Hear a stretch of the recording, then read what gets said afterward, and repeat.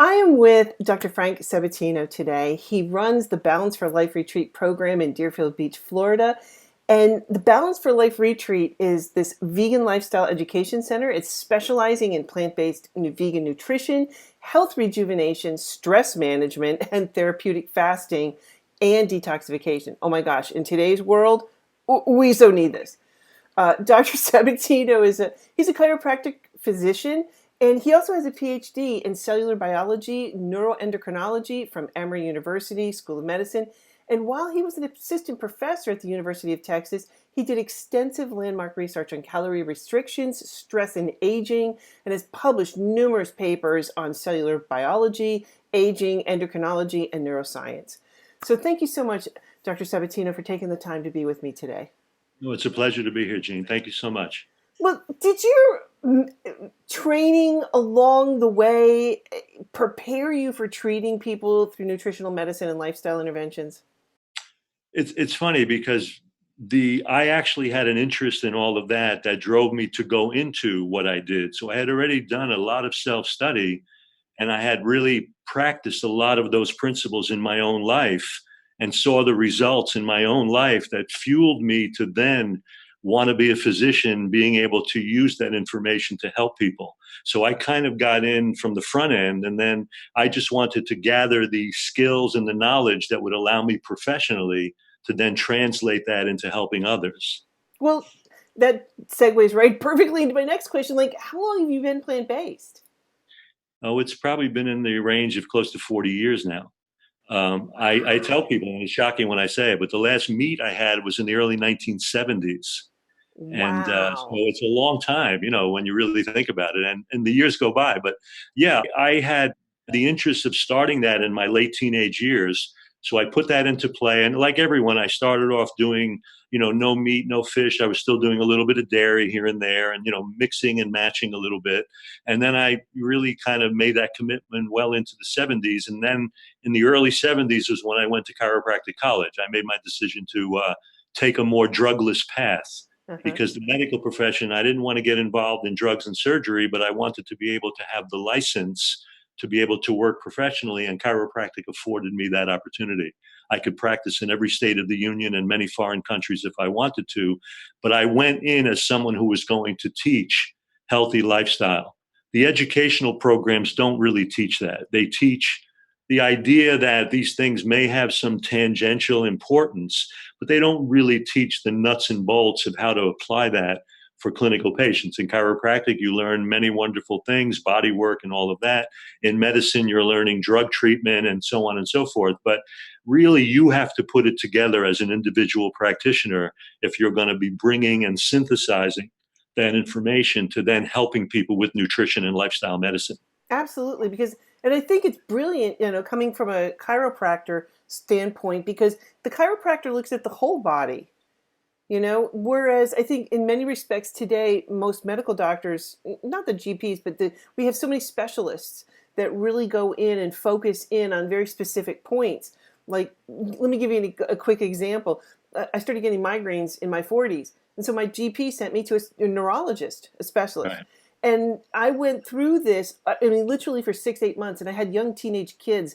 And this guy really scared me so bad. He literally, you shouldn't be getting migraines. This is not normal. This is something, the only thing I can think of that's causing this is some kind of tumor, and, most likely it's not going to be operable. And I'm like, oh my God. And then I went to my OBGYN, and I went through all these tests with this guy, and I went, from sleep testing and all this other stuff, sleep apnea and everything came back normal. And then I went to my OBGYN for, my annual check under the hood, and she says, anything different? I said, yeah, I started getting migraines. And she's like, oh yeah, that's normal. You're perimenopausal, hormones. Right. I'm like, Yeah, the problem is when you're isolating the body that way, you don't really understand that the body always works as a unit. exactly. It's funny, in science in the 1980s, there was the first time they discovered that the immune system was producing chemicals similar to the nervous system, and the nervous system was producing chemicals similar to the immune system. So when you learn these systems in the medical school or chiropractic, you learn immune system, muscular system, nervous system. Science finally was showing that these things were not separate. That if you really are going to learn about how the body functions, you need to see it as an interactive system. where all Exactly. of the systems are working together. So some function in the nervous system may absolutely affect what happens in your immune system. You can't see them distinct. Right. And in my own life, I had an example. As a child, I dealt with a lot of irritable bowel and kind of colitis like symptoms. And growing up in New York City the way I did, we were always exposed to some of the greatest specialists in the world. And it always intrigues me, even to this day, how gastroenterologist specialists that work on the bowel still do not have this notion that what you are eating on a routine basis may affect bowel function. How It, can it, how can just that not? shocks, it shocks me to this day. And so during my childhood, no one ever even addressed the fact that I was eating too much milk and dairy products and meat products, and my bowel function was a direct response to all of this stuff that was really compromising me that I was eating. Right. And no one ever put it together. And it wasn't until my teenage years that I started thinking and reading some of the hygienic literature, some of these alternative thinkers and practitioners, that I finally put that together. And but no one on a professional level had even addressed it in the smallest minutia. It was amazing to me. Oh my gosh. Oh my gosh. Well, let me ask you a question. Is your family plant-based? Yeah, what I did is I'm not married now, but the woman that I had married had been raised in a family where these principles were part. She was raised in a family of Seventh Day Adventists. Okay. She's not an Adventist now, but they had a history of looking at nutrition and having a good idea about how nutrition affects quality of life. And Adventists even had their own medical school. Loma Linda in California is a Seventh Day Adventist medical school. So their tradition was that, yeah, nutrition has value. So she was brought up with those ideas. Okay. I was into this whole thing. So we raised our children to the best of our ability in that way. They were raised as vegetarians early on. They may have had a little bit of dairy, this and that, but they were really raised in a vegetarian vegan household. And as a result, we raised a family of 5 children. And all through their childhood, they never had a medication or a doctor visit, and they went to the same schools, that public schools. They were exposed to all the same viruses and bacteria. And I'll tell you that the bottom line is, in a country where children are seeing so many physicians for so many ear infections and for so many infections, this was a family of 5 children that never had a doctor visit in their childhood years. So it goes to show how powerful and impactful eating and living this way can make such a huge impact on the quality of health of a family and children. Wow. Well, was that hard for the kids growing up to be vegetarian, vegan? Well, yeah, here's the thing though. My ex-wife and I, we really had this opportunity, and we really set in motion a way to never make the children feel deprived. Now that's a very important piece, because in all the years of counseling people, I've yet to find anybody who loves deprivation. In fact, when I tell you not to do something, there's a part of your brain that just can't wait to do it. Right? And we can't wait to do it in my face, frankly. So if these kids wanted a pizza, they got a pizza, but it may have been with soy cheese. It may have been, with the different. So we always made sure that they had options and substitutions. Right. And to me, that's still a very important strategy for people that are changing over to this way of living. The idea that the substitutions may not be perfect. Some of these analog foods may be a little too processed, but knowing that there is an option, knowing that there is a substitution, can get you over that hump of just feeling like someone's just taking things away from you. Right. And nobody wants to have that feeling of deprivation. So my children never did. If they wanted ice cream, they got a soy or a coconut ice cream. If they wanted pizza, they got a pizza. So they always had something that was at least an analog of what people were eating. And in that regard, I think it made it a little bit easier for them to adjust to the idea that we were living in a different way. Well, how about birthday parties? Was that ever an issue Sometimes, or? sometimes that was tricky. I mean, sometimes we would bring things to a party for them. Sometimes they did some of what was at the party, and then we dealt with the repercussions of that a little bit. Bottom line is, it didn't make an overwhelmingly big deal about it, but we tried to stay the course as much as we possibly could, and for the most part, we did. Right. So did they feel an effect, like if they had, like, I hear it called MacDougalls Revenge, but that response to your body? Because I know, like a couple of years into my being plant based, I stopped at a bagel place, and my intention was just, I was on the way home, and I was hungry. I had tutored after schools, and I didn't bring enough food for the day because I usually carry my food, and I Right. stopped in and I went to get a multigrain bagel. And the guy said, "Oh, we have new cream cheese, and it's with honey and cinnamon and walnuts. And would you like some?" And I'm like, and before I could even say anything, yes, like it just came out. I mean, like, and he slathered it on like a half an inch thick, and I Right. ate it like some kind of prisoner of war, being released from camp. And I ate that, and literally, I'm not kidding you, 10 minutes later, I was driving home, and I felt like a samurai sword had been shoved through my guts. And I literally got home, and I was curled up in a fetal position on the bed going, my husband's like, and I'm mooing on the bed, and my husband's going, "What's wrong with you?" "I ate cream cheese." I mean, did they ever have that kind of reaction, They or? didn't have it that extreme because the bottom line is all through their childhood, we basically control the food in the household. So the little bit they may have gotten outside, Uh, as they got older, of course, they're on their own. My youngest children now are like 25 and 26, so they're all grown up. right, They've had to, when they've gone off track or they've tried something different that may deviate from what this program is about, they may have felt some symptoms or they may have gotten run down or this or that. And I've always used it as a teaching tool. I say, look, the bottom line is it's not about being perfect, but right, it is about understanding the consequences of your choices and actions. And when you set certain things in motion, you need to know that there's certain things that follow. right. And whatever that price is that you pay, look at it, but learn from it. The thing that's safe to be said is that whenever you make a Yeah, choice, there's an immediate another choice lurking around the corner. So don't get right, lost in the last one you made, but use the consequences of those previous choices and actions to kind of dictate and determine how you want to move forward. And that's how we evolve, I believe, into a consciousness of health rather than just making it like the food police and deprivation, because that's not going to work for anybody in the long right. run. You've got to take charge of your own health and life. And the way Absolutely. we all do that is by learning from the consequences of our own actions. So I always tried to teach that as best I could, basically. Well, have I had cream cheese since that moment? No, because I remember the pain. I'm not kidding. In a fetal position for like 6 hours. Wow. So no, I haven't. I learned. Yeah. Sometimes you have And to hit me over the head with a 2x4, but I learned. It's good. It's good. well, when the body's healthier and more responsive, the truth of the matter is it is going to respond more dramatically to things that do not have a natural relationship with the quality of life and health within the body. So if it perceives and it experiences something that challenges or irritates or creates some imbalance, that system, as it gets more refined, will respond more forcefully. And that's a lot of what those symptoms and actions are, that revenge that you call, that responsiveness. And we see it even when people fast. We see it when Yeah. people come and change their diet from how they've been living to a new way of life.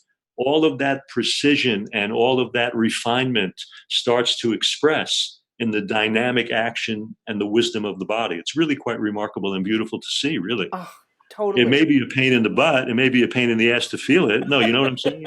Nobody wants to feel uncomfortable, but you know what? There comes a point in your own path of health where that education, that feedback from the body that's giving you the information that this is not in your best interest. If we don't get that feedback, sometimes you never know that what you're doing may be compromising your opportunity for health. Well, and I think we've gotten so used to being in that chronic state of being beaten down, and our health has been so compromised that we don't even recognize this as a symptom of, hey, what you're doing is not working. Right. So, Yeah, most people, I think you're right. I think most people get up in the morning and the pains that they feel, the discomforts that they have, they just assume that's part of being alive. right.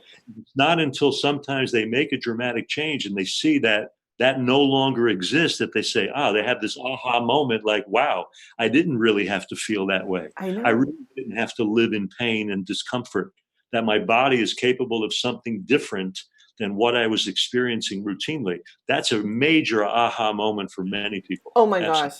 And it's huge. It's absolutely huge. And what I love about this lifestyle is I rarely get sick anymore. And I was doing some research for Neil Barnard because like my thyroid healed. So Right, he's writing a new book called Haywire Hormones, I think. right. And in going back to the doctor's office, I had a file like this thick, and I sat there going through sheet after sheet after sheet of diagnoses, and I sat there going, "Oh my God, I was so sick," and I didn't really realize just how sick I was. until I hit a brick wall. And once I hit that brick wall, and then I was like, okay, I got it. I need to change. Well, the problem with the system is, you see, you were prompted in your own mind to make that change. The role of the physician should have been to promote and support that idea of change. And here's what the problem is.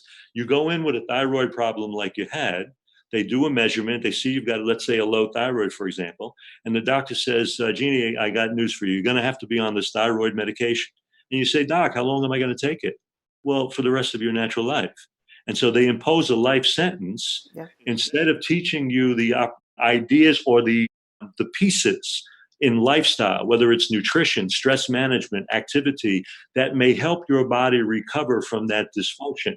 And I think it's not that all physicians don't know what these pieces are. There's enough information now that I think people have a sense of it. But I think too many physicians make the decision that patients are just not going to comply. Right.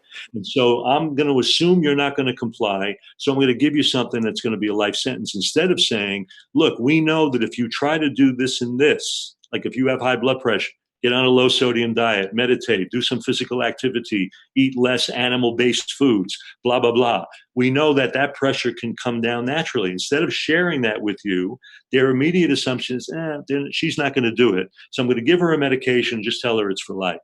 And that is not what the essence of doctoring is about.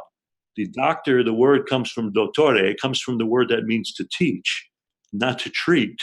And so once you take the stand as a teacher, as a physician, I think things open up in a lot better way for the doctor himself or herself and the patient too. So, Well, and part of it, I think, is there's not any support system because the doctor says, eat better, less meat, whatever. Okay, you do that for a couple of days. They don't go into detail about processed food. They don't go into how to do this. So right. I think that's one of the mission critical pieces is to learn how to eat and eat well, whole food, plant-based. That Right. we've never been taught this. Well, So, here's the thing. Yeah, you're right. And unless the doctor or that person in the position of authority has actually walked the talk, right, they don't know how to do it. right, I mean, they may have read that if you did this and you do this a little bit, it's going to benefit you. But unless you've integrated that as a teaching moment in your own life, or you've made that part of how you live, you're not going to be able to impart that quite as well. Because we know now with the internet and with everything that's available, there are tremendous resources yeah, to teach people and to guide people into how to make these steps from making better food, doing better recipes, making things, improving your quality of life and health. It's just that it's not done in that kind of routine medical practice. And more physicians would really revel in doing that because they would actually start to see people really get well. right. Most physicians don't ever see people get well. I They know. just handhold them while they deal with the same dysfunction and imbalance, medicating people and just holding their hands till during this life sentence of medication, instead of really setting some things in motion and watching this person respond and heal some of the most dramatic changes in their own I bodies. know. It's credible. Well, Yeah. you and I met at the National Health Association conference last June, and I just, you've been with them forever. Tell me about how you got connected with them. Well, this is going to be a really interesting story because back when I was a teenager, this is going back when dinosaurs roamed the earth, and they used to roam the Bronx back then. I grew up in New York City. Anyway, Okay. I was in the pre-med program in New York, in the City University of New York. And I lived at home in the Bronx. And and this is the truth, there was an insurance salesman in the Bronx who was the father of one of my closest friends. But he was a unique insurance salesman. He had collected an anti-medical library for about 20 years of his life. Wait, And he anti-medical? library. Yeah, he had all of these books on all of natural care and natural thinkers and philosophers and Okay. language and health. So when he knew I was in a pre-med program, every time I would visit their home, their family and my friend, he would attack me at every turn. And I began to read my way through his library at the age of 18, 17, 18. Wow. And I started to encounter the early hygienic pioneers. I was reading the books of Herbert Shelton and other thinkers, Russell Trawl, some of the great talks going back into even the 19th century. So, and it was through his influence that I started embracing this way of living. And that's when that colitis, that bowel related stuff, became a thing of the past. So I thought it was rather interesting that after all the years of medical mismanagement of my own health, it took an insurance salesman from the Bronx to solve the problem of colitis. So as it turns out, I started writing a newspaper with him in the Bronx called Social Commentary, A Challenge to Think. And he was in constant correspondence with Herbert Shelton, who in those days ran the largest fasting institution, probably the most well-known in the history of the United States, at least up to that point. And so Dr. Shelton started publishing several of my articles from the magazine, from the paper I wrote with Louis. And so I started a little correspondence with Shelton. So that was my first inroads into natural hygiene. And so then I Did you meet decided, him? what's that? Did you meet him? No, I'll tell you, let me just finish this story because I decided at that point that I wasn't going to follow medicine. I was going to go to chiropractic because it was drugless.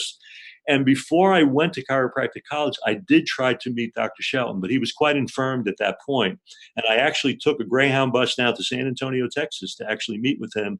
And Dr. Virginia Vetrano was running his center at that time. And I wasn't really allowed to see him. So it was kind of a fruitless journey, but I made the attempt. And as it turns out, when I went to chiropractic college, then I started a natural hygiene club in the chiropractic college for students. And I invited most of the well-known hygienic pioneers that were practicing at the time to come and lecture. So I got to really start to know all of these men and Really? women. And this was in the early to mid 1970s. And Wow. so I became aware of Dr. Scott, Dr. Sidwa, Dr. Alec Burton, Dr. Bob Gross in upstate New York, Dr. Christopher John Curcio, who was a contemporary of Shelton, William Esser, who was a phenomenal hygienic practitioner, whose grandson is now Stefan Esser, who you heard lecture at the He was conference. amazing. He's amazing. He's a great speaker, and he's going to be speaking at our conference in January. He's one of the featured speakers You for our have big a big conference coming up in January. Tell us about that. tonight at Right at Balance for Life here at the Wyndham Hotel in Deerfield. And we have incredible speakers, Dr. Goldhammer from True North, Victoria Moran, who runs Main Street Vegan in New York, Stefan Esser, myself. We've got great chefs, Katie May, my own chef, Colin Cook. They're going to be doing food demos. It's going to be a beautiful 4-night, 5-day event. It's amazing. It's going to be an amazing event. We're even going to screen and really show for the first time a remarkable movie that was done through Victoria's Main Street Vegan Productions called A Prayer for Compassion. And we're going to screen Wow. it here. And it really ties together the whole spiritual basis with the biological for solving some of the major health and environmental problems through the vegan lifestyle. So it's a remarkable movie. So yeah, it's going to be a great event. But that's how I got familiar and got introduced and started to learn more and more about these practitioners of natural hygiene.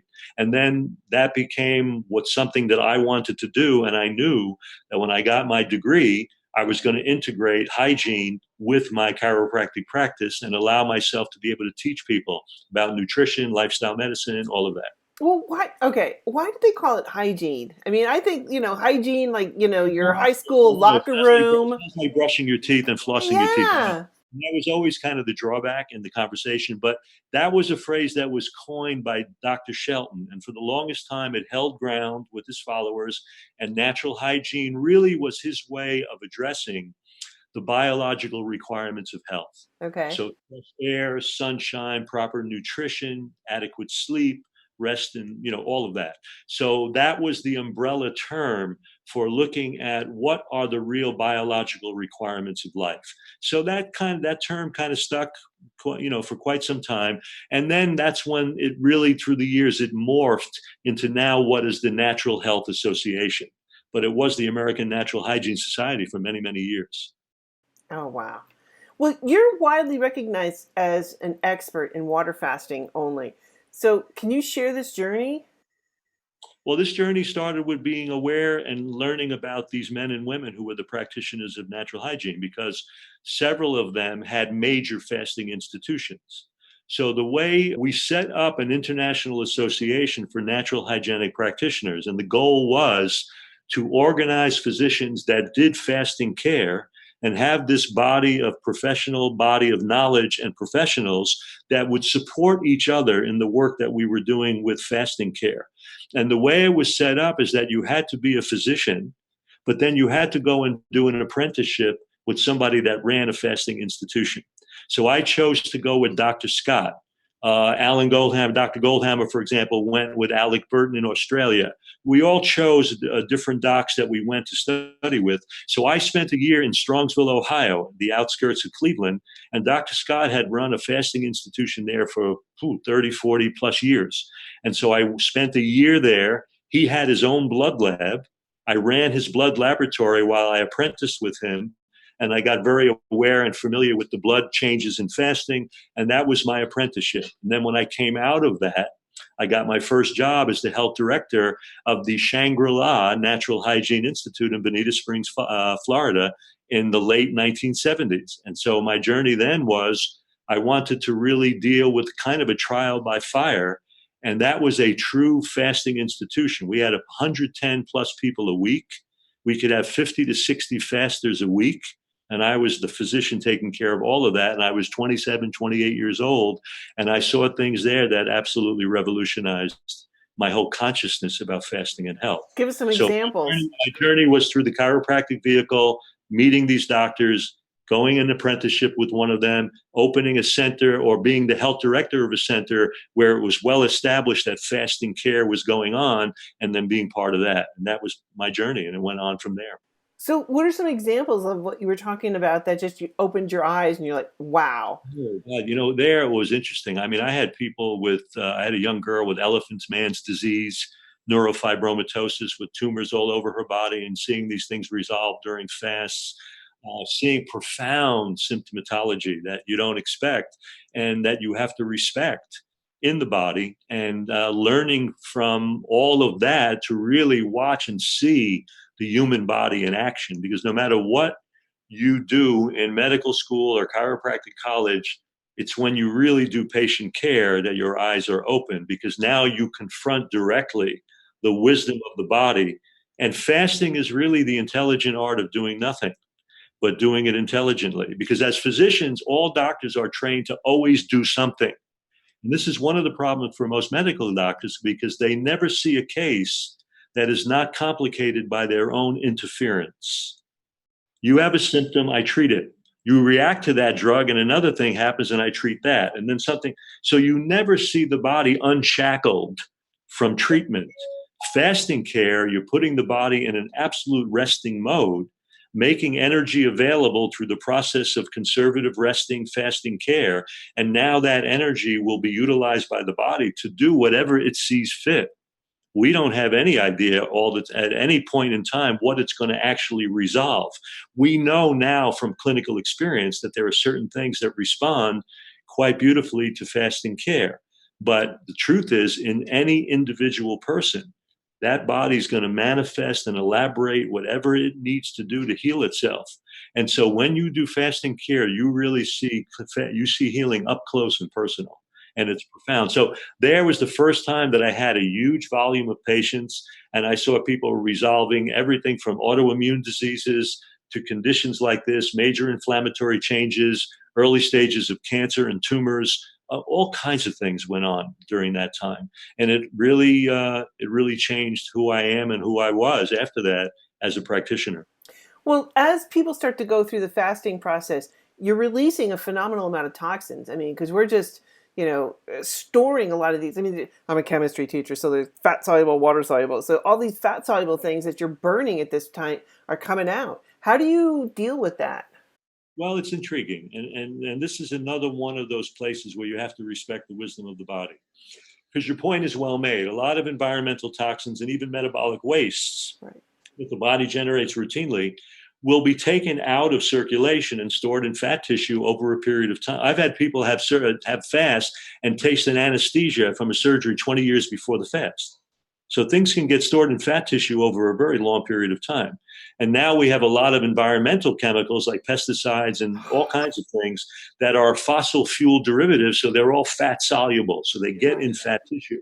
Now in fasting, what's intriguing, it's what I call the safest ketogenic diet there is, because when you take away food, the body starts breaking down fat and using it as an energy source. Right. So the ketones that are being generated are being produced from the breakdown of fat reserves. But when you're breaking down fat reserves, what else is stored in fat tissue? All of these waste and things that you've mentioned.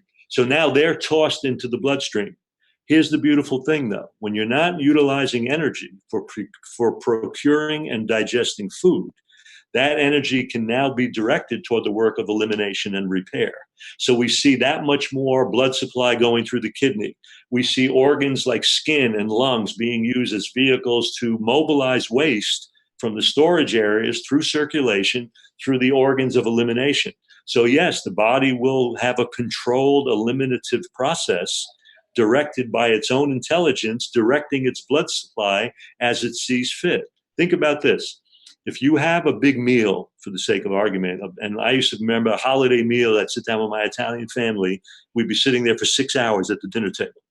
And you'd eat food, and what would happen? You'd pass out at the table. I mean, you would literally fall asleep at the table. All the blood would pool into your gut, digesting all it, and you.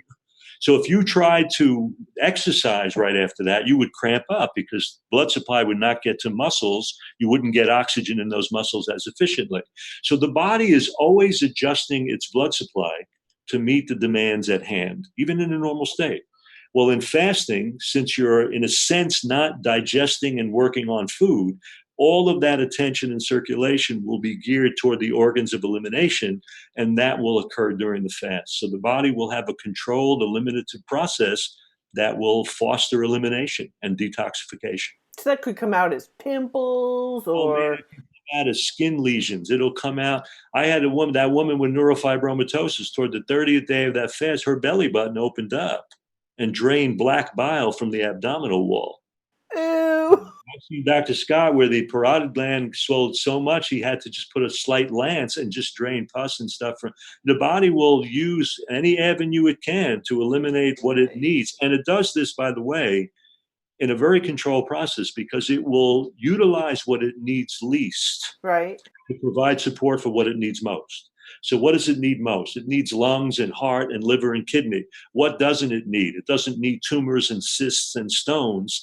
So it will break all of that down in the process of autophagy or self-digestion, and it'll mobilize whatever it can from these other things to feed the tissues that it needs most. And so many times we'll see tumors and fibroids just completely disappear. I've had women with mammograms showing breasts that look like shrapnel from fibrocystic changes. 7 days of fasting, completely clear. I've seen uterine fibroids the size of grapefruits, a couple of weeks of fasting, almost completely disappear. So you'll see the body break these things down, and it's magical, though it's not mystical, though it seems so, but it's really just the physiological process of autophagy and the body in a fasting state, directing its energy and its attention to completing what it needs to complete, what it needs to detoxify, what it needs to heal. And none of us know what that really is. All we can do is get out of the way and make the environment suitable for that process to occur. Do you do things like colonics or enemas to help We to? don't do any invasive procedures during a water fasting state. I Okay. can tell you that years ago we would do more enemas and colonics and things of that nature way back in the day. And what we found is that when you did more of those things, the normal return to bowel movement was slowed down. It was as if those procedures would interfere with the body resuming a more normal state of function and action. So we've learned through the years to basically do as little as possible and urging the person to Okay. rest as much as possible. So there's no activity on the fast either. You know, you may mobilize just walking to the bathroom, or where we are, we're on the ocean. I will allow them, the ocean is literally, 20 feet from our door. I'll allow them to sit and get ocean air, or just to kind of get as much air as possible in a resting state. But it is a truly conservative process of rest where you're harboring energy with the idea that the body has the wisdom to utilize that energy to heal what it needs to heal and fix. Wow. What Okay. we do intelligently is just get the heck out of the way. And I'm being Okay. honest with you. I mean, that's really what it's about. Well, you offer, you do water fasting and juice fasting. What is the difference? I mean, how is your body going to react different? Does it react different during a juice fast versus a water fast? Using the word fast for juicing is really a kind of a loose way to use it, because in juicing, you're not fasting. You're really eating. You're just eating in a more limited way because you're still taking in carbohydrate. Right. And what happens in a true water fast is that when you take away all food, the body now has to go into this idea of gluconeogenesis. It has to start making sugar and energy from all other existing things. And after just a day or so, it really shifts into fat metabolism to do that. In a juice fast, you get a little of that, but because carbohydrates coming in, you don't have that ketogenic state quite the same. So again, here's the difference though. If you're going to have to be active and work and move around, you can't water fast, but you can do juices for some short period of time. So if you can make a commitment to complete rest and introspection, which is hard in our culture, then water fasting is for you. You can't fast if you're on medication. So there are people that come that are on medication programs that we can't immediately take them off of. So we will feed them and we will do things with juices. So for my money, from where I operate from, you have to be drug free for me to fast you. I'm not a medical physician per se, so I can't play around with anybody's medication. And so we have to be drug free here for me to fast people. So the difference is, are you going to be try to be active? Are you going to be able to commit to complete rest? Are you on any medication programs? Were you on medication programs recently that may have compromised you in a way that fasting may not be in your best interest? Do you have some advanced form of a diabetic state or a cancerous state or an eating disorder state that may not be in your best interest to do? So we evaluate. Typically what we do is we interview any person that wants to fast long before they get here. So they have to submit blood work to me. We have to have a phone conversation. I have to go over some degree of medical history. Some centers will actually have them fill out a medication form before they would even entertain a reservation. So we go through that very carefully. And we want to make sure that if a person comes to fast, fasting is in their best interest. And then when they're here, we make rounds several times a day, checking vital signs, urine if we have to, if they're fasting long enough, maybe doing blood work, whatever we have to do to monitor and work with that person. So we do rounds daily. I will say this, and I'm going to say this honestly, I've fasted people in a number of different environments. I've never found it as easy to fast people in this location that I'm at now in the Wyndham because we have oceanfront. Right. And when you take these oceanfront rooms, the sunrise is right there, the doors open, you get these breezes. And if you're going to be spending a lot of time in your room, it's pretty nice to have a room where all you see is ocean and sunrises and fresh air. So it's been a remarkably easy place for people to fast. And I really love that about this location. So I'm very happy about that. Awesome. Awesome. Oh my gosh. So what are the different types? I know I've heard of intermittent fasting, continual fasting, weekend fasting. Can you walk us through the different types? Yeah, again, the word fasting is used loosely. Here's the thing, when we talk about fasting, understand that you've got to get into about 3 days of fasting to really get into fat metabolism, into that kind of ketogenic state. So to me, anything less than that 3 day period, you're giving the digestive tract a break, but you're not in a true fast. So let's suppose intermittent fasts are done in several different ways. You have people that will, for example, even at our place, we practice it a little bit. We have dinner at 5:30 to 6:30, and then breakfast is not till 8 to 8:30. That's 14 hours between dinner and breakfast. There's no nighttime eating. So that's kind of an intermittent fasting period. It's not a true fast, but it gives metabolism a break. So there are people that will go 18 hours between eating, and that's kind of called an intermittent fast. You can call it that. It's really an intermittent fast. It's really an intermittent period of restriction, not necessarily fasting as we truly define it. There are other ways of fasting where, for example, you'll have restricted calories for 1 or 2 days a week, 500 or 600 calories, and then the other days you'll eat exactly what you want. Or they may fast one whole day, 24 hours once a week, and then eat, the rest of the time. So people will do a long weekend where they're not eating for 2 days maybe, and by the third day they do. But it truly takes about that third day to get into a true fasting state. And the other days are good. They're valuable because they'll give the digestive tract a break. But they're not really true fasting states, but they are metabolic shifts that will go on with calorie restriction or calorie deprivation for short periods of time. And we now know that they have value in helping people, feel cleaner, lighter. If you don't eat in the evening and you have that 14-hour fast, you usually wake up energetic. You don't have stiffness. You don't have these kind of feelings. So there is value in doing that. And sometimes that's easier for people. But from my standpoint, having fasted as many people as I have, if you're really dealing with an underlying pathology, I believe you need to commit to some period of fasting that is minimal 4 days, 4 to 7 days, and sometimes longer depending on the nature of the pathology. Okay. So when they come down, how many days is your program typically? Well, we have several different programs because we have like a 5-day program, we have a 7-day program, and we have those available. But then we have people that will come down and stay weeks and even months. So the basic program will be a 5 or 7 day program that they can sign up for. And if they wanted to fast, it would have to be the 7-day program because you want to have fasting days. And we follow a standard of care where we recommend staying at least half the amount of time that you fast to break the fast. So if you fasted 4 days, I want you another 2 so we can feed you before you go home.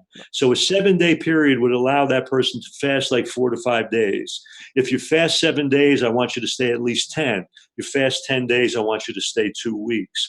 But our basic programs are 5 and 7 days. And I really think no one should really stay less than a week when they come. In fact, I would say no less than a couple of weeks, but certainly a week plans that we have, 5 and 7 day programs. So when they come in, when they start the program, do they, on day one, as soon as they hit dirt in the hotel, that's it? We're done, no food? Or do you transition If in? they're fasting, if Yeah, they're fasting, yeah, there are people that will come in and sometimes have a meal or two before they actually begin the fast. right. There are some people that want to come in and hit the ground running. And that all depends on what we've discussed and decided before they arrived, Okay. based on their history and based on their blood work and so on and so forth. So, some people want to maximize the amount of time that they have. They may have limited time. And so we may hit the ground running. I got 2 or 3 people coming in to fast this weekend. One is going to eat a meal or two before she fasts. One is going to hit the ground running. So it depends on what they want to do and what we agree is in their best interest. So this is a very personalized program that you have, Yeah, really. we have a small program because we're taking 10 at a maximum of 10 to 20 people at the top end, and so I get a chance to work very personally with every person, and Wow. and so we're in an ocean setting with this kind of really intimate setting, and I'm eating meals with everybody too, so they have access to me. We're like around the clock, and I'm here pretty much 7 days when people are fasting. So they're with me all the time and I'm seeing them 2 or 3 times and then I'm lecturing every day. So they're in the lecture and I'm following them through. And so, yeah, I take it very seriously when I'm So monitoring. it's not only the fasting process and resting, but you also educate as well. I lecture every single day except the weekend. I do lectures on every aspect of wellness. We have a morning walk they start the day with, and we have 4 different fitness classes a day. So we have water aerobics, we have low impact things. The hotel is a fully equipped gym too, so we can work on resistance training with people. We do yoga daily, and I also teach Tai Chi and Qigong. I've been doing those kind of things for a big part of my personal practice for many years. So I Wow. like to share that with people as a vehicle for flexibility and balance and stress management. And that's been one of the things that's been very important to me through the years. I do a lot with stress management in my work and wellness because anymore, think about how stressed out all of us are with the pace that we all have to live at. And coming to a retreat like this, it's truly a step back into a place where you can really relax and reboot yourself and rejuvenate and do all of those lovely things. And that's what we try to foster when people come here. Well, I see this. I'm a teacher. I teach chemistry, environmental science, biology, and I see the kids. I mean, I don't definitely teach the same way I did 25 years ago. I don't, because they can't Neither handle do it. I. Neither do I, actually. I mean, when you think about it, and especially in smaller groups, what I like about this, we can really get into the nitty gritty of what's important to the people in the audience. So I may come in with some information. I'm going to be a talking head, but then what I'll do is we'll just weave that into, what's really going to help you be successful when you Right. leave here. the biggest part of our program, I'm going to tell you this, is that not only what happens here, but I want to see people have a remarkable measure of success when they leave.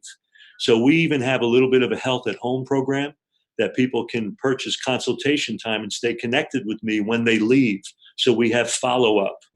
So we can see that they can get, they go home and then they can give me feedback and we can work on fine tuning that. And so we work on that kind of a thing. How can we improve your level of success, not only here, but when you leave a place of this kind? Because to me, that's where the action is in your home environment. Let's face it. Exactly. Well, and that's what I call my kitchen is my home wellness center. Right. That's my kitchen. And nothing comes into my house unless it is, going to help me in my wellness. And I think, that has taken a long time for me to get to this level because I think people coming out of when they start to change this way, it's like, what do I do? How do I do this? I don't know. What do I eat? Where do I go? This is a labor of love for me too. Let me tell you, Yeah. it's a small enough group and we don't have big space in our kitchen. I shop every single day myself. I go and pick out what I think is the best quality produce and food every single day. Because if I'm going to feed people at this place, which we do, I'm going to make sure that they're getting the highest quality nutrition that they possibly can, because I want them to experience the best. Because if you experience the best, the likelihood is when you go home, you're not going to settle for less than that. And I want people to take that message home. Right. That how you eat and what you are doing on a daily basis to feed your body is feeding you on every imaginable level. And whatever you're experiencing in health or dis-ease, I will guarantee you it's directly related to what you're eating routinely on a daily basis. And so we hammer that home. It's so important. Amen. Amen. Well, could I do fasting at home? Is that a good idea? I don't typically recommend it. Now, look, we have people that have fasted many years of their lives. They've done it, and they'll do short fasts at home. What happens for me is that things can come up, aches and pains and discharges, and we talked about how the body can manifest detoxification. So if that comes up in your home environment, that may actually freak you out a little bit. Because think about this, all of us have been brought up to medicate every symptom that we've ever experienced. We have been brought up to fear our own vitality because most of the acute responses that the body has are vital actions of the body trying to heal itself. I don't care if it's a headache, a bowel release, or whatever, a skin lesion, but we have been brought up to see those things as things that need to be treated, attacked, and challenged rather than instrumental parts of the healing recovery process. Right. So when you come up with that, if you're fasting, that may scare you, that may freak you out. The other thing about home fasting is I find that you don't necessarily get the rest you really need. There's always someone that's calling. There's always somebody that wants your attention. You got kids, you got the dog, you got the cat, you got the whatever, and you may not be getting the rest that's going to be in your best interest. So I prefer, and I tell people, if you're going to fast longer than a day or two, I would recommend doing it in a facility with a doctor that's been trained in fasting care that can really monitor you the right way and make sure that everything's going in your best interest, because things can come up. You can get dehydrated on a fast. You can have electrolyte disturbances on a fast. And if you're at home, you don't know what that can look like. You don't know, about that. And that may put you in jeopardy. You may have a dangerous situation. So we like to control all of that. And we do that by the environment, by our monitoring. So I just think it's in people's its best advantage or best situation to do it in a way that they're being monitored effectively. Good to know. I mean, especially, with the imbalances in the electrolytes. I mean, that's huge. I mean, yeah. And just when we do release these toxins, I know people that are like, oh my God, I felt better before I did this. Why am I doing this? I'm going back. I'm stopping this. In recovery, there's always this little thing of what I basically call going to hell and back. I mean, there's a certain amount of you having to deal with think about it. Most of us have lived a lifetime where we have accrued whatever we have stored in tissue, whatever that stuff has been established in patterns of our own brain, our nervous systems, our immune system responses. And now you're saying, okay, I'm going to take a lifetime of this and I'm going to go to this place and change it. So now we set something new in motion. I'm going to guarantee you the body's got to unravel a lot of those patterns. It's going to express change. It's going to express this dynamic action. And for a period of time, when you have those kinds of symptoms, it may not be comfortable. Yeah. And so the best that we do is we handhold, we talk people through it, and then you can get to the other side where when it's done, it's kind of like, wow, I feel this has been a remarkable situation for me. I don't have the pain that I was living with for 20 years. Right. I don't have this growth that's been, blocking my function. I don't, all of these things start to shift, and the person has it's an evolution. It's an evolved process of consciousness that happens, and it doesn't just happen overnight, and it doesn't happen instantaneously. There's a process of change. There's a pattern of response. There's a time factor for recovery. And in that time factor, there can be some aches and pains that come up as you unravel a lifetime of negative choices or choices that have compromised your body on many levels. That 57 Chevy license plate's coming out, baby. And I'll sit there and I'll hold hands with people and I'll look them in the eye and say, you got this going on? I say, that's wonderful. It couldn't be better. And they're looking at me like I'm out of my mind. I don't feel good. My joint. I said, I know, but this has to occur at this point in time. Your body's healing. It will not last forever. It's part of the healing process. It's part of what is going to happen in the unraveling process. And if you can just hold your ground, keep that rest, stay hydrated, let the body express the wisdom that it has to heal what it needs to heal. No one does the healing. The body does the healing. No technique does the healing. No herb does the healing. No supplement does the healing. No medication does the healing. The body does the healing. It just needs us to get out of the way so we can do that. It's not rocket science, but we've been so divorced from this profound simplicity. And we live in such a level of deceptive simplicity. Right. Headaches are caused by aspirin deficiency. That's the deceptive level of simplicity. I got to take an aspirin. Instead of seeing this profound simplicity that the body has the inborn ability to heal and be well, the best we can do is to support it with the choices and biological conditions that we impose on it, and then let it manifest what it was created to manifest, or what it evolved to manifest. And I think a lot of this came like post-World War II, like 1950s, better living through modern chemistry, That was DuPont. That's DuPont. So DuPont, Monsanto, they've had all those buzzwords that have been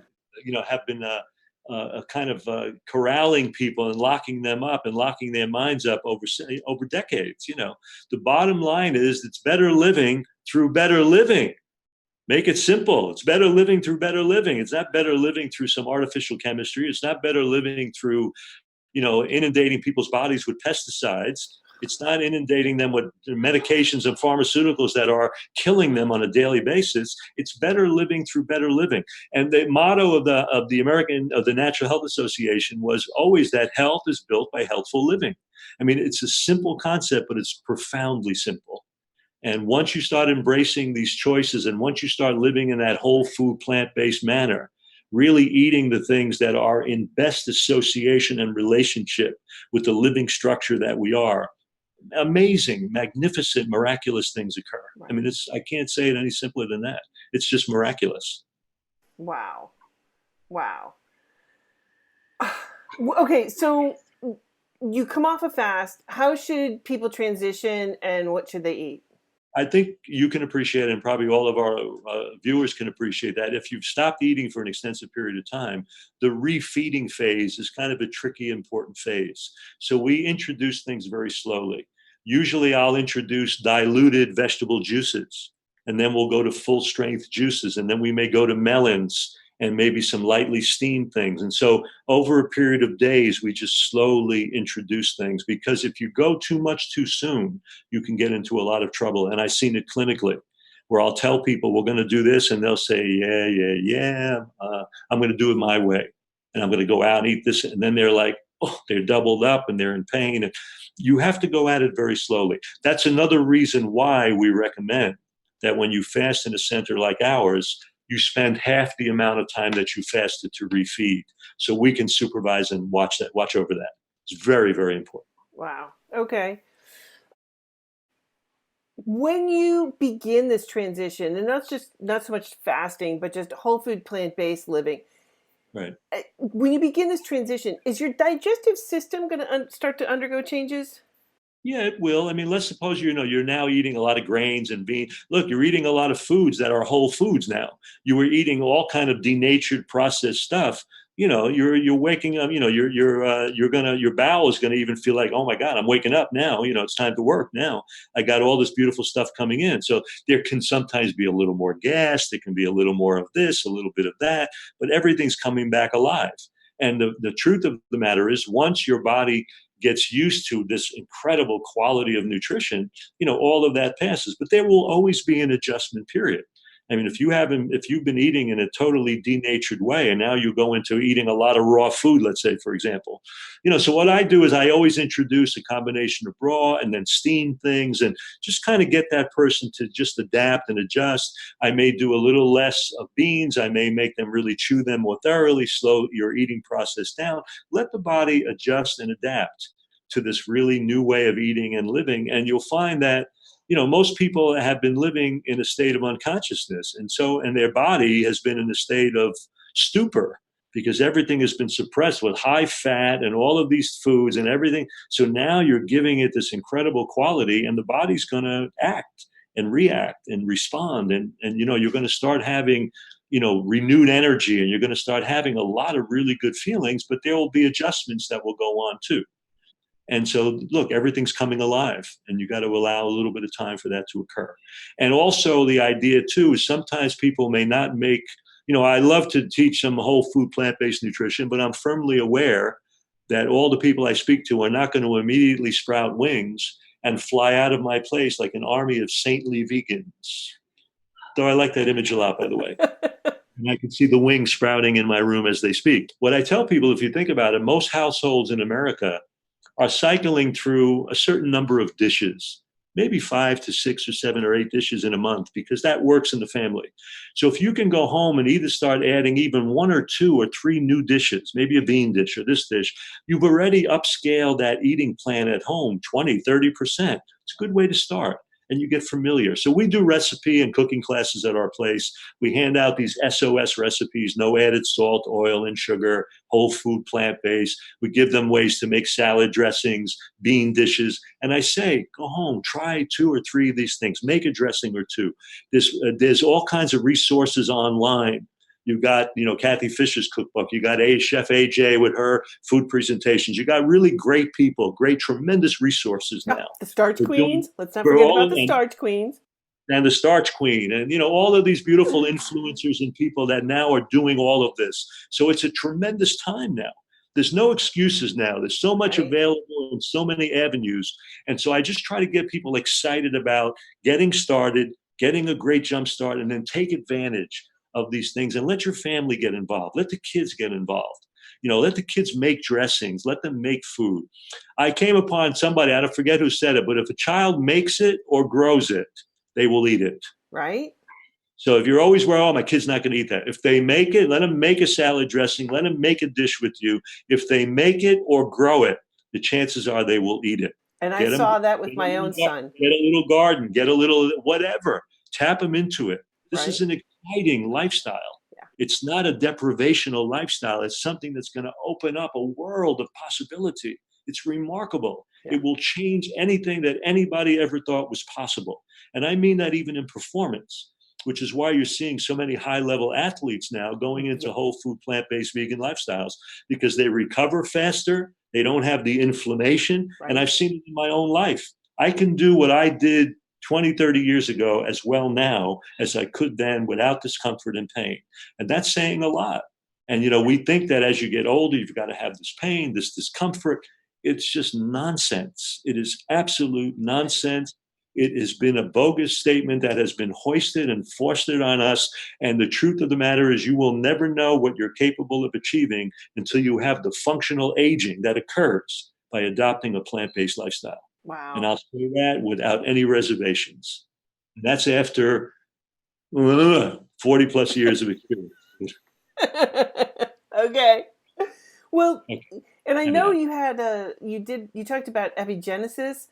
What? Well, the epigenetics, that talk that we did at the conference, yes. Yes, that It's a was big thing for profound. me. So, You know, as a cell biologist and a scientist, it's always intriguing for me when you encounter scientific principles and things at a very deep level that just continue to reinforce the whole food plant-based approach and the way healthy living creates healthy outcome. You know what I'm saying? So when I yeah. first discovered this idea that, look, we're all dealt a deck of genetic cards. And for too many of us, we feel that we are shackled and imprisoned by that deck, or that we have to drown in our own gene pool. You know, the truth of the matter is we now know that regardless of the genetic matrix, what we do in routine choices day to day can either turn on or turn off whole aspects of that genetic machinery.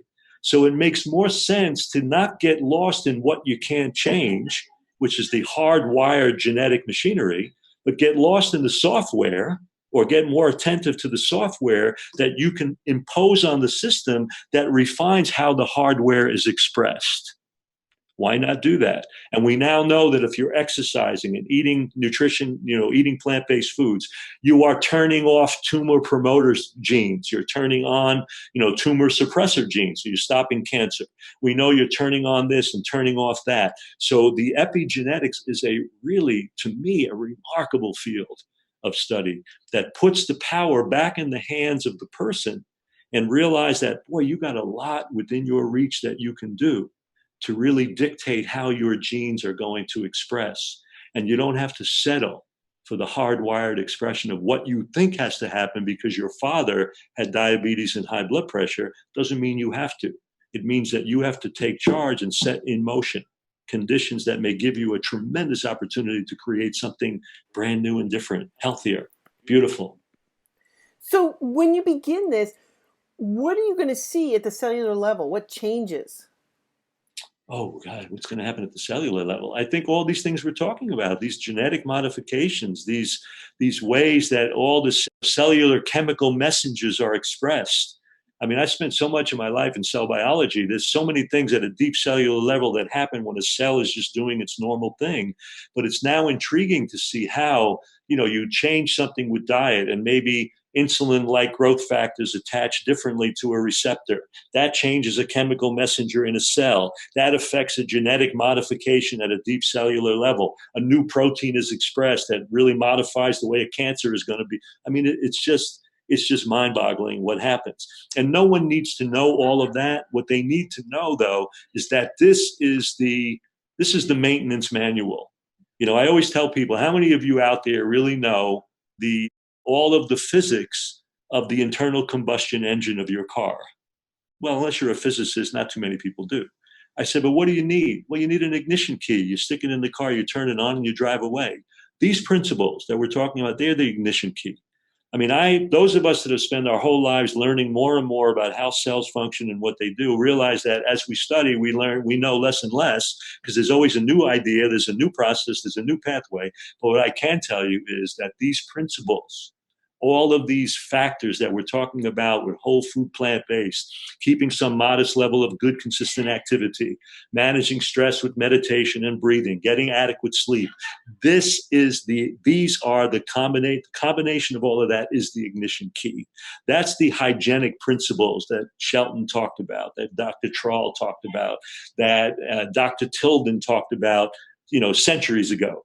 And the fact of the matter is, none of that has changed. What we do know now is that ignition key, we do have pieces of how really profound that is. And I think we'll keep unfolding more and more of that. But this is the way to go. And then on a deeper level, and I'm going to make mention of this, though we're not talking about it, when you live in that way, you're embracing love affairs that support all life around you. You're embracing situations that support all the environment around you. And there comes a point where we have to make choices that not only are affecting our own health, but in making those healthful choices, we know they are supporting the health of everything that goes on around us, every living thing and the planet on which we live. And there is no other way to live other than whole food plant-based that supports all of those basic love affairs. And to me, that's a huge piece. It Yes. is time for us as a culture, as a population, to truly embrace the highest ideals of humanity, which are basically empathy, compassion, and love. And regardless of what the religious, whatever your religion is, I don't care what it is, I don't care what you practice. You're entitled to practice and believe anything you believe. But I think when you distill down every major religious system, it all comes down to empathy, compassion, and love. Those are the fundamental tenets of every spiritual tradition and every religious tradition on planet Earth. And when you live in a plant-based manner, you embrace those highest ideals. So I can't think of a better way to not only improve personal health, but to understand that that is the path to a true spirituality that I really feel is necessary at a time of what looks like, in many ways, moral bankruptcy, unfortunately, and all the violence that's constantly going on around I us. know. And as a father with children and as a thinking person, I abhor that violence. And the fact of the matter is, when you can eat in a plant-based manner, that literally it puts you in that really steps away, that harmlessness. It emphasizes that and eliminates that concept of violence. I think that's something that will affect the consciousness on so many levels. And I think our children need it, our adults need it, we all need it. And it's the only way to stop the divisiveness that has become such a way of life in so much of our modern culture that is only feeding this antipathy toward each other and this disconnection as human beings rather than connection, which is going to be necessary to really save this planet. It's true. It's So true. I don't want to digress, but that's my digression for this Well, conversation. when I've taught environmental science, I mean, there's just so many negative issues, and the kids are like, they just turn to me and say, "Is there anything good going on? I mean, give me something." And there is. There are random acts of kindness and so many things going on, but it's not newsworthy. You know what I'm I saying? know. And so the newsworthy has to be 20 people shot in a synagogue or a school that's shot up and you got I 20 kids know. that are killed. To me, the focus needs to shift, but it can shift in simple lifestyle choices. It's already a shift Right. when you take and make these compassionate choices. And the only way that can change is each of us one by one making those choices. And Absolutely. so to me, that's why I teach this. That's why I live it. That's why I raise my family that way. And that's why I'll teach it until I'm no longer here. I know, right? I mean, I stopped reading newspapers, magazines. I'm stopped because it's just so negative, and I can't handle that constant flow of negativity. So I recuse myself from it. I mean, I find out about things going on in the world, but I don't have to sit there and read about it. Negative. But like I tell people, if it really pisses you off and it really makes you angry, adopt a plant-based, whole food, plant-based lifestyle because it's going to be your individual way to embrace that level of empathy, compassion, and love, and really take a stand on making some changes that will affect climate, the environment, and life around you and within you. Absolutely. So, what advice can you give to help a person prepare mentally, physically, emotionally to change this way? Because it's. I mean, I think they need to start really looking at the resources that are available. Read as much as you can about it. Take advantage of these podcasts and dialogues and information of some very learned people that are in this field and they're spreading their information all over. Try a few things. Try sample these recipes. Learn, get some of this information that's online. Go to a retreat if you can afford to and if you can take the time. Go and sample a week and see what that feels like if you're dealing with a health problem that you haven't been able to resolve.